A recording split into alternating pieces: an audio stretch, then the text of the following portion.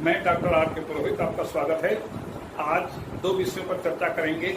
एक है SR. Bommai case और दूसरा प्रतिबद्ध न्यायपालिका की अवधारणा। सबसे पहले देखते हैं एस.आर. बोम्मई का मामला क्या था। भारतीय सर्वोच्च न्यायालय में 1950 के बाद से लेकर के आज तक अनेक मामले, हजारों की संख्या में मामले प्रस्तुत किए गए हैं और सैकड़ों से अधिक मामले ऐसे हैं जो भारतीय संविधान में मील का पत्थर साबित हुए हैं। और इन सब में एक महत्वपूर्ण मामला है एस.आर. बोम्मई का मामला, जो सर्वोच्च न्यायालय ने इस पर अपना निर्णय दिया था। घटना क्या है? कर्नाटका में जनता पार्टी और लोक दल ने मिलकर के आपस में अपना विलय किया और जनता पार्टी की स्थापना, जनता दल की स्थापना हुई। जनता दल ने चुनाव लड़ा और उसमें उसे बहुमत की प्राप्ति हुई। एस.आर. बोम्मई के नेतृत्व में सरकार की स्थापना हुई। ये घटना है अगस्त 1988। अगस्त 1988 में सरकार की स्थापना हुई। एस.आर. बोम्मई मुख्यमंत्री बने और ये अप्रैल 89 तक उन्होंने कार्य किया। अप्रैल 89 में एक घटना घटी। इसी जनता दल के एक नेता ने विद्रोह किया और 19 विधायकों के नाम से एक चिट्ठी बनाया, लेटर बनाया और राज्यपाल को सौंप करके उसने कहा कि इन 19 विधायकों ने एस.आर. बोम्मई सरकार से अपना समर्थन वापस ले लिया है। इस प्रकार से एस.आर. बोम्मई अब बहुमत खो चुके हैं, इसलिए इनकी सरकार को भंग किया जाए और राष्ट्रपति शासन की घोषणा की जाए।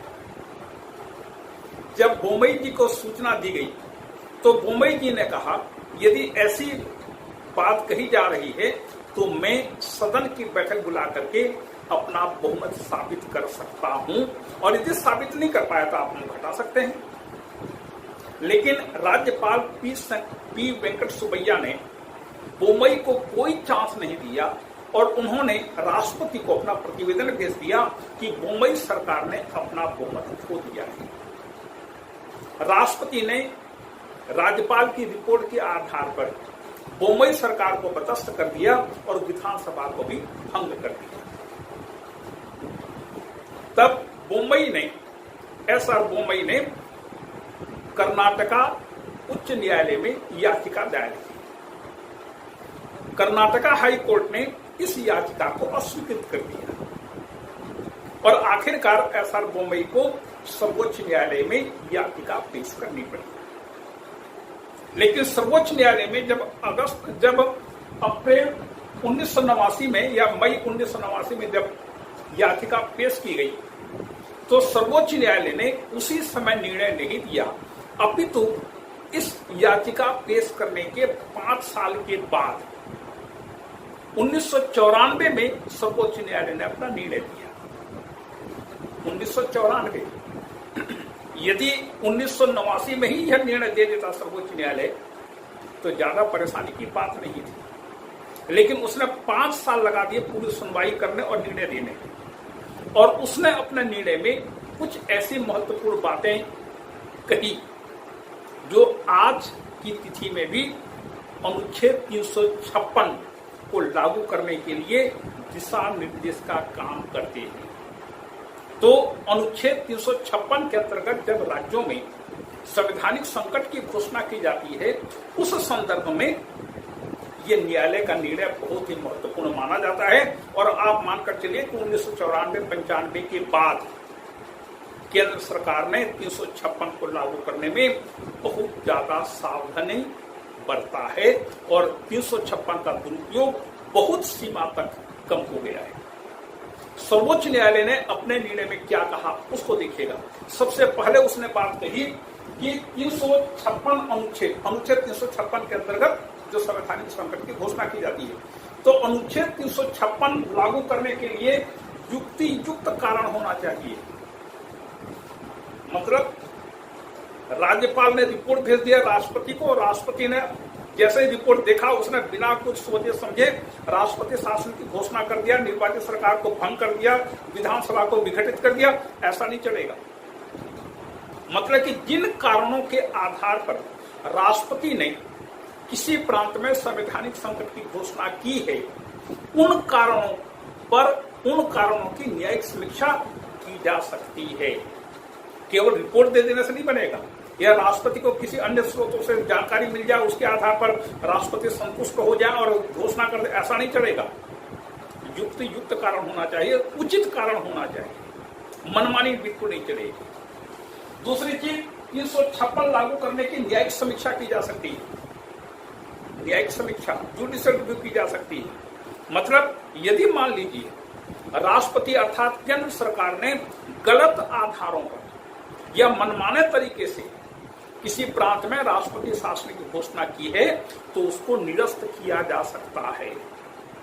यह सर्वाधिक महत्वपूर्ण है कि राष्ट्रपति शासन की घोषणा को कोर्ट में चैलेंज किया जा सकता है और कोर्ट में सर्वोच्च न्यायालय में इसकी समीक्षा की जा सकती है। तीसरी चीज, अनुच्छेद 356 की घोषणा करने की शक्ति निरपेक्ष नहीं है। निरपेक्ष का मतलब राष्ट्रपति मनमानी नहीं कर सकता। केंद्र में उस समय राजीव गांधी की सरकार थी 1989 में, तो केंद्र में सरकार को यह जो राष्ट्रपति को 356 में अनुच्छेद के अंतर्गत जो शक्तियां दी गई हैं, वह निरपेक्ष शक्ति नहीं है, सीमित है। उसकी समीक्षा की जा सकती है। मतलब राष्ट्रपति 356 की घोषणा के लिए किसी प्रकार की मनमानी नहीं कर सकता। उसके पास युक्ति युक्त कारण होना चाहिए, समुचित कारण होना चाहिए, और तब जाकर के ऐसे कारण कैसे हो सकते हैं। जैसे मान लीजिए मुख्यमंत्री विधानसभा की बैठक नहीं बुलाता है, मान लीजिए मुख्यमंत्री अपना बहुमत साबित करना नहीं चाहता है, राज्यपाल को जब पूरी तरह से विश्वास हो जाए कि सरकार ने अपना बहुमत खो दिया है, लेकिन वह अपना बहुमत साबित नहीं कर पा रहा है, नहीं कर रहा है, विधानसभा की बैठक नहीं बुला रहा है, अथवा यदि मान लीजिए राज्य सरकार केंद्रीय अनुदेशों का लगातार उल्लंघन करते जा रही है, केंद्रीय कानूनों को समुचित रूप में लागू नहीं कर रही है, तब राज्यपाल ऐसे रिपोर्ट देगा और तब फिर राष्ट्रपति समुचित रूप से संतुष्ट होने के बाद किसी प्रांत में संवैधानिक संकट की घोषणा कर सकते हैं। मतलब राष्ट्रपति की यह शक्ति निरपेक्ष नहीं है, सापेक्ष है, सीमित है। चौथी चीज उसने कहा, सर्वोच्च न्यायालय ने कहा, यदि किसी प्रांत में 356 के अंतर्गत संवैधानिक संकट की घोषणा की जाती है तो मंत्रिमंडल को भंग किया जा सकता है, विधानसभा को निलंबित की जा सकती है, निलंबित किया जा सकता है, लेकिन विधानसभा को विघटित तब तक नहीं किया जा सकता जब तक कि संसद से उस पर स्वीकृति प्राप्त न हो जाए। मतलब यदि किसी प्रांत में 356 के अंतर्गत संवैधानिक संकट की घोषणा की जाती है तो मंत्रिमंडल को भंग किया जा सकेगा, विधानसभा को निलंबित किया जाएगा। मतलब विधानसभा की बैठक नहीं बुलाएंगे, उसको भंग नहीं करेंगे, लेकिन स्थगित रहेगा। तात्पर्य है कि उसकी बैठक नहीं बुलाई जाएगी। और जब 2 माह के अंदर संसद की स्वीकृति अनुच्छेद 356 की घोषणा पर आ जाए, मिल जाए, उसके बाद केंद्र चाहे तो, राष्ट्रपति चाहे तो राज्य की विधानसभा को भंग किया जा सकता है, इसके पहले नहीं। 1994 के पहले भारत में जितने भी राष्ट्रपति शासन लागू होते थे, प्रायः विधानसभा को भंग करके नया निर्वाचन कराया जाता था। तो अब सर्वोच्च न्यायालय ने कह दिया कि नहीं, ऐसा नहीं होगा। जब संसद की स्वीकृति मिल जाए उसके बाद विधानसभा को भले आप भंग कर दीजिए, लेकिन इसके पहले आप विधानसभा को भंग नहीं कर सकते, निलंबित रख सकते हैं, स्थगित रख सकते हैं। और आखिरी में पांचवी बात कही कि यदि अनुच्छेद 356 की घोषणा दुर्भावना के आधार पर की गई है तो सरकार की स्थापना की जा सकती है, विधानसभा की पुनर्जीवित किया जा सकता है, विधानसभा को वापस बुलाया जा सकता है। लेकिन चूंकि कर्नाटका में 1989 के बाद नए निर्वाचन हो चुके थे, नई सरकार की नई सरकार का गठन हो चुका था, इसलिए सर्वोच्च न्यायालय ने कहा कि 1989 की विधानसभा को पुनर्जीवित करना आज की तिथि में संभव नहीं है। तो लेकिन यहाँ पर उसने कह दिया यदि दुर्भावना साबित हो जाता सर्वोच्च न्यायालय ने 356 की घोषणा के लिए, तो सरकार की बहाली की जा सकती है, विधानसभा को भी स्थापित किया जा सकता है। यह है SR बोम्मई केस। और सबसे अच्छी बात यह है कि 1994 के बाद केंद्र सरकार की राष्ट्रपति की इस घोषणा पर बहुत ज्यादा अंकुश लग चुका है और केंद्र सरकार यदि आज की तिथि में कहीं पर भी राष्ट्रपति शासन की घोषणा करना चाहती है तो पूरी तरह से संतुष्ट हो जाने के बाद फिर वह इस प्रकार की घोषणा करती है। यह है SR बोम्मई केस। दूसरा आज बिंदु है जिस पर हमें चर्चा करनी है, वो है प्रतिबद्ध न्यायपालिका, कमिटेड जुडिशियरी। प्रतिबद्धता, उसके प्रति अपनी आस्था व्यक्त करना, प्रतिबद्धता, किसी एक चीज के प्रति आस्था व्यक्त करने को प्रतिबद्धता कहते हैं। न्यायाधीश किसके प्रति प्रतिबद्ध होते हैं? कोई भी न्यायाधीश जब अपने पद की शपथ लेता है तो वह संविधान की रक्षा की शपथ लेता है। मतलब न्यायाधीशों को संविधान के प्रति प्रतिबद्ध होना चाहिए और संविधान के प्रति प्रतिबद्ध होते हैं। क्योंकि वे संविधान की रक्षा की शपथ लेते हैं, इसलिए उनकी स्वाभाविक प्रतिबद्धता संविधान के प्रति ही होगी। और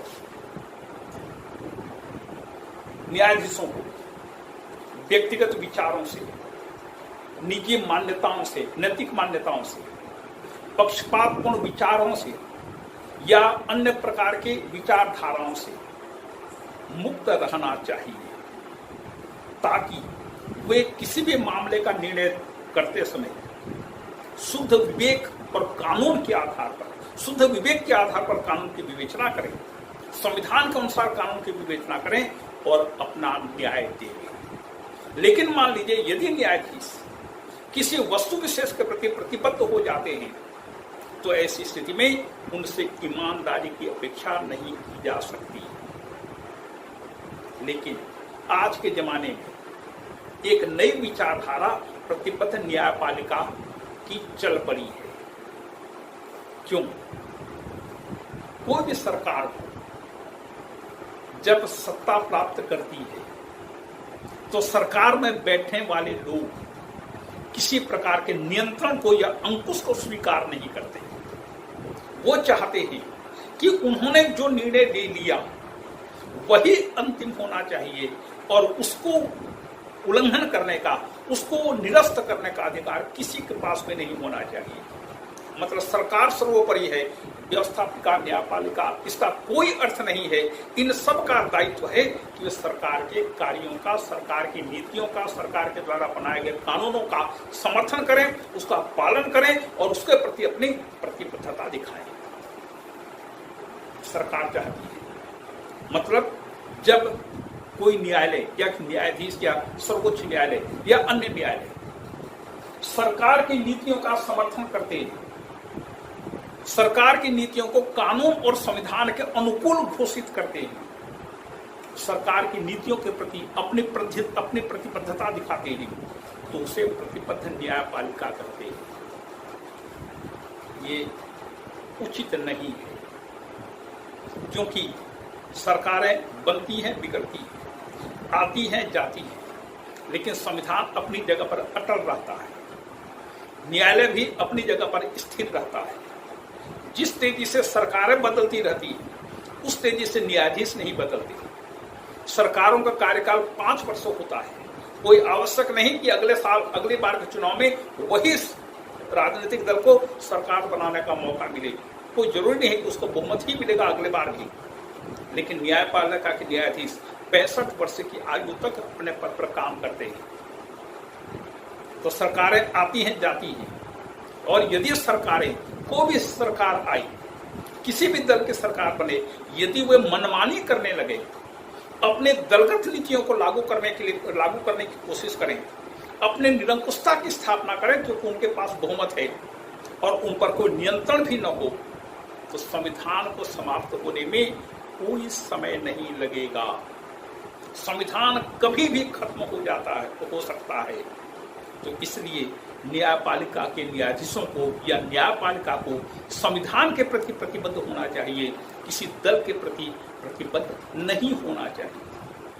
लेकिन प्रतिबद्ध न्यायपालिका यह मांग करता है कि न्यायपालिका को सरकार की नीतियों के प्रति प्रतिबद्ध होना चाहिए और उसे अपने निर्णयों में कानून और संविधान की व्याख्या करते समय सरकार की नीतियों का समर्थन करना चाहिए। विशेष करके साम्यवादी देशों में या तानाशाही व्यवस्था वाले देशों में प्रतिबद्ध न्यायपालिका हो सकती है और होती है। पूर्व सोवियत संघ में और आज की तारीख में चीन में न्यायपालिका पूरी तरह से प्रतिबद्ध होती है सरकार के प्रति, दल के प्रति। जैसे चीन में एक न्यायाधीश के लिए न्यायिक योग्यता का होना उतना आवश्यक नहीं है जितना उसे साम्यवादी दल के प्रति प्रतिबद्ध होना आवश्यक है। तो साम्यवादी दल के प्रति प्रतिबद्धता चीन में न्यायाधीशों का और अन्य समस्त पदाधिकारियों का सबसे बड़ा गुण है, सबसे बड़ी योग्यता है। ये बात तानाशाही व्यवस्था में भी देखने को मिलती है, जहां पर न्यायपालिका सरकार के कार्यों का विरोध नहीं कर पाती। लेकिन लोकतांत्रिक देशों में यदि न्यायपालिका से प्रतिबद्धता की अपेक्षा की जाए तो वहां पर लोकतंत्र नहीं रहेगा, पूरी तरह से तानाशाही की स्थापना हो जाएगी। स्वयं पंडित नेहरू ने एक बार कहा था कि जो निर्वाचित सरकार होती है वह निर्वाचित सरकार देश की संप्रभुता की रक्षा करती है और किसी भी संगठन को यह अधिकार नहीं होना चाहिए कि ऐसे निर्वाचित सरकार के विरुद्ध कोई निर्णय देवे। मतलब पंडित नेहरू भी संसद की सर्वोच्चता के पक्षधर थी। उसके बाद श्रीमती इंदिरा गांधी ने इसको चरम सीमा तक पहुंचाया। उन्होंने क्या किया, 1973 में सर्वोच्च न्यायालय में मुख्य न्यायाधीश का पद रिक्त हुआ, सीकरी सेवानिवृत्त हुई। इसके बाद मुख्य न्यायाधीश नियुक्त करने की बात आई तो श्रीमती गांधी ने वरिष्ठ न्यायाधीशों को उपेक्षित करते हुए चौथे नंबर पर जो न्यायाधीश थे अजीत नाथ रे, उनको उन्होंने मुख्य न्यायाधीश नियुक्त किया और तीनों वरिष्ठ न्यायाधीशों की उपेक्षा कर दी। परिणाम स्वरूप तीनों वरिष्ठ न्यायाधीशों ने अपने पद से त्याग पत्र दे दिए। पूरे भारत के बार काउंसिल ने विरोध दिवस मनाया, काली पट्टी लगाकर काम किया, प्रस्ताव पारित करके सरकार की निंदा की, लेकिन सरकार के कानों पर जूत तक नहीं देगी। अजीतनाथ रे मुख्य न्यायाधीश बने। जब संसद में इस पर चर्चा हुई तो संसद में खूब हंगामा शोरगुल हुआ। तत्कालीन कानून मंत्री कुमार मंगलम ने अपनी बात, सरकार की बात रखते हुए कहा कि न्यायाधीशों को सरकार की नीतियों के प्रति प्रतिबद्ध होना चाहिए। वो संसद की सर्वोच्चता को मान्यता देने वाले हों, लेकिन सरकार के विरुद्ध जो जाएगा हम उसे मुख्य न्यायाधीश कैसे नियुक्त करेंगे। मतलब कि न्यायाधीशों के विचार सरकार के विचारों से मेल खाना चाहिए, उन्हें बदली हुई परिस्थितियों के अनुरूप व्यवहार करना चाहिए। साफ बात है, सरकार श्रीमती इंदिरा गांधी की सरकार ये चाहती थी कि जिस प्रकार से व्यवस्थापिका मेरे हाथ में, मेरे कब्जे में आ गई है, जिस प्रकार से कार्यपालिका में तानाशाही मेरी ही चलती है, मेरी ही पूरी हुक्म चलते हैं, व्यवस्थापिका कार्यपालिका दोनों उनकी मुट्ठी में आ गई थी। इसी प्रकार से न्यायपालिका को भी मेरी मुट्ठी में रहना चाहिए, न्यायपालिका कहीं बाहर न जाने पाए। और इस उद्देश्य से उन्होंने न्यायपालिका में मुख्य न्यायाधीश के पद पर एन रे को नियुक्त किया और ये वही एन रे थे जिन्होंने श्रीमती गांधी के चुनाव को, जिसे इलाहाबाद उच्च न्यायालय ने अवैध घोषित कर दिया था, उस न्यायालय के निर्णय को पलट दिया, रद्द कर दिया और श्रीमती गांधी के चुनाव को वैध घोषित किया। ये श्रीमती गांधी के समय में ये घटना घटी। तो यह प्रतिबद्ध न्यायपालिका किसी भी रूप में उचित नहीं है। यदि न्यायपालिका सरकार के कार्यों का समर्थन करेगी हमेशा, तो सरकार क्या करती है, ऐसे न्यायाधीशों को सेवानिवृत्ति के बाद इनाम देती है। ये बहुत गलत बात है कि यदि न्यायाधीशों ने सरकार के कार्यों का, सरकार की नीतियों का, सरकार के कानूनों को यदि अवैध घोषित कर दिया तो रिटायरमेंट के बाद उनको कोई पद नहीं दिया जाता। लेकिन ऐसे भी कई उदाहरण आपको मिलेंगे जब न्यायाधीशों ने सरकार के कानूनों का, सरकार की नीतियों का समर्थन किया, उनके पक्ष में निर्णय दिया, तो रिटायरमेंट के बाद उनको राज्यसभा का सदस्य बनाया गया। उन्हें कुछ प्रांतों में राज्यपाल के पद पर भी नियुक्त करने की बात सामने आई है। ये गलत बात है। कि मतलब ये हुआ कि जो न्यायाधीश सरकार का समर्थन करेगा उसको इनाम मिलेगा, और जो समर्थन नहीं करेगा, सरकार के विरुद्ध निर्णय देगा, उसको दंडित किया जाएगा। ये अच्छी बात नहीं है। तो यदि मान लीजिए न्यायपालिका प्रतिबद्ध हो जाती है, कम से कम भारत जैसे देश में, इसका परिणाम क्या होगा? एक बात आपको ध्यान रखना चाहिए कि आज अमेरिका के संविधान को लागू हुए कम से कम 234-35 वर्ष बीत चुके हैं, और यदि आज भी वहां का यदि वहां का संविधान चल रहा है तो इसका एकमात्र श्रेय वहां के सर्वोच्च न्यायालय को दिया जा सकता है। यदि सर्वोच्च न्यायालय अमेरिका में नहीं होता, यदि उसको जुडिशियल रिव्यू का अधिकार नहीं दिया गया होता, यदि उसने यह अधिकार नहीं हासिल किया होता, तो आज अमेरिका का संविधान कब का समाप्त हो चुका होता। भारत में भी यही स्थिति है।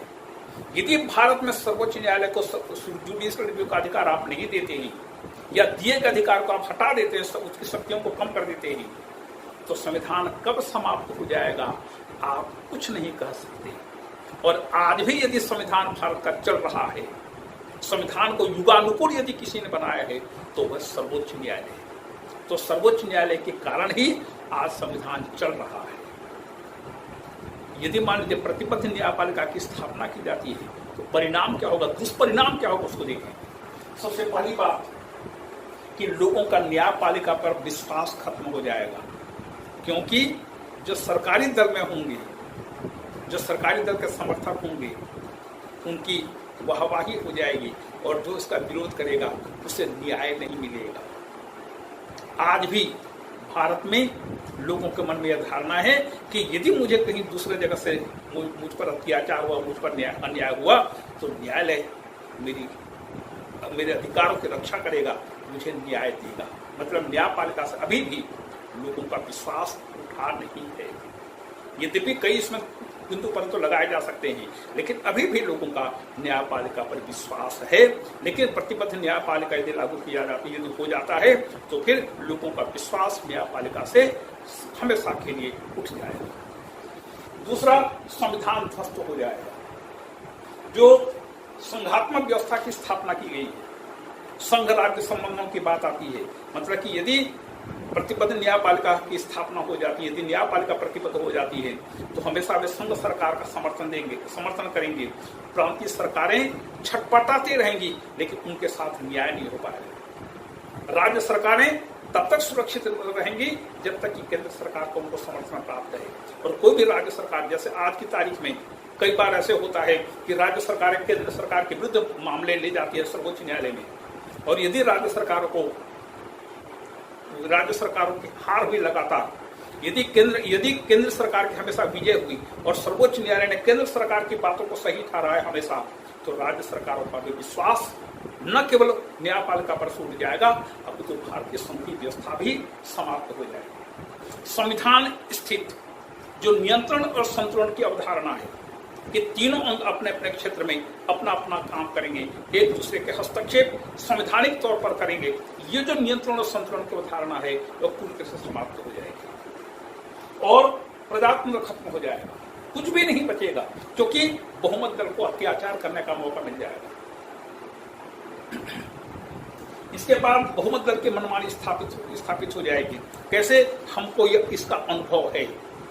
जब श्रीमती गांधी को 1971 के चुनाव में 2/3 बहुमत लोकसभा में मिल गया, तो श्रीमती इंदिरा गांधी ने किस प्रकार से 1971 से लेकर के 77 तक की अवधि में किस प्रकार से उन्होंने संविधान को तोड़ा मरोड़ा, अपने स्वार्थ को सिद्ध करने के उन्होंने किस प्रकार से संशोधन किए, किस प्रकार से उन्होंने न्यायपालिका से जुडिशियल रिव्यू का अधिकार को समाप्त कर दिया, किस प्रकार से न्यायपालिका के पर्व उतरे गए और किस प्रकार से उन्होंने संविधान को अपने स्वार्थिक वशीभूत उसका उपयोग किया, ये हमें सबको पता है।